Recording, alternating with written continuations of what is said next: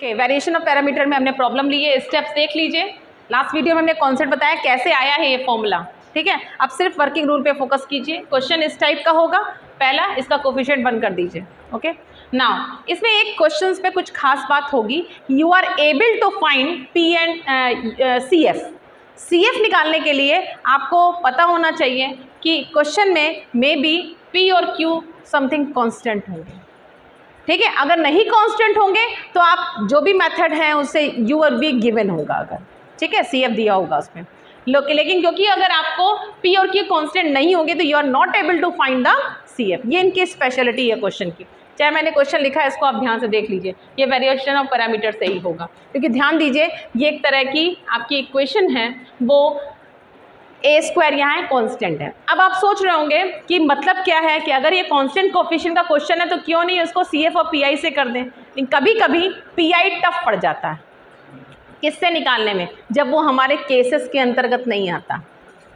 Sine cos ई की power या फिर ब्रह्मास्त्र में जाना पड़ेगा, और ब्रह्मास्त्र हमको थोड़ा सा टफ लगता है, ठीक। तो उसको आप वेरिएशन ऑफ पैरामीटर से कर सकते हैं, जो कि मुश्किल से हार्डली 5 मिनट्स में क्वेश्चन हो जाएगा। चलिए स्टार्ट करते हैं। तो सी एफ निकाल लिया यू एंड वी, और सी एस इसका complete solution y is equal to A U plus B V, और ए और बी जैसा कि हमने फॉर्मूला बनाने के लिए आपको बताया है। ए का फॉर्मूला वी आर हमारी संस्कृति में निगेटिव कर सकते हैं। पहले हम नहीं बैठते, पहले आप बैठिए, मीन्स तुम means you R upon W सबको पता है रॉकिंसन होता है UV1 minus U1V, okay. And E A V R को निगेटिव, हम निगेटिव हो सकते हैं, हम कम में रह सकते हैं, बट यू आर को हम पॉजिटिव कहेंगे। तो याद करने का तरीका ये है, इससे आप याद कर लीजिएगा। क्वेश्चन में टैग करते हैं। क्वेश्चन कुछ इस टाइप का है, लिख के आया वेरिएशन ऑफ पैरामीटर से करना है, तो you have to do with the help of variation of parameter, otherwise you will get 0 marks, ठीक है। मतलब कि अगर आप इसको C F plus P I से कर दोगे तो आपको 0 मिलेगा। लिख के आएगा solve by variation of parameter, तो आपको इसी से करना होगा, ओके। नाउ आप क्वेश्चन कैसे करोगे, सी एफ निकालने के लिए इसमें किस पे फोकस करते हैं, डी स्क्वायर प्लस ए स्क्वायर, या कह सकते हैं एम स्क्वायर प्लस ए स्क्वायर, 0 एम की वैल्यू प्लस माइनस ए आई। तो इसका सी एफ क्या होगा भाई, सी एफ कौन सा होगा, C1 cos AX plus C2 sin AX। ये सी एफ निकल गया।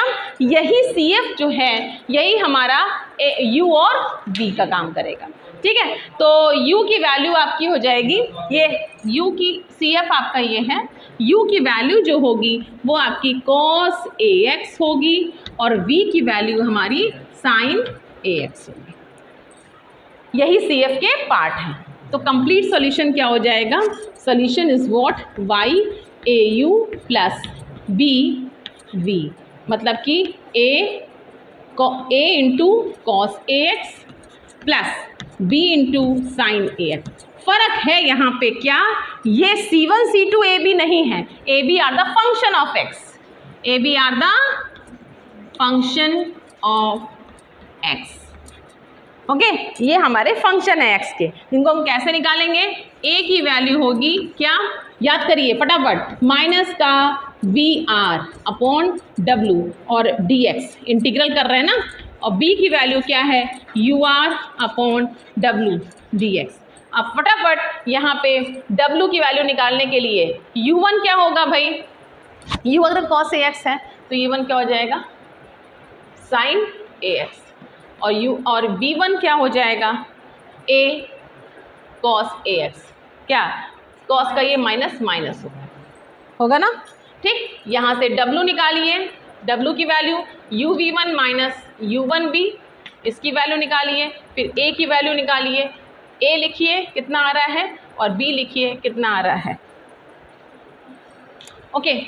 तो W की वैल्यू A आ रही होगी, A को हमने निकाल दिया, 10x का log sec x होता है, sec ax, लेकिन ये माइनस है तो उसकी वजह से log cos x हो गया।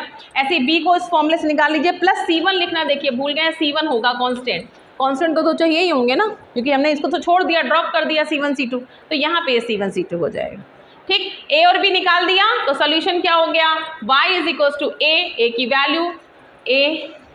की वैल्यू cos AX, ठीक, a u की वैल्यू कितनी है c1 नहीं, only cos ax plus b आ रहा है x/a प्लस c2 और ये है sin ax। This is the solution. तो फुल मार्क्स का एक क्वेश्चन आता है ऐसे ही वेरिएशन ऑफ पैरामीटर में, इसको कर लीजिएगा। Thank you.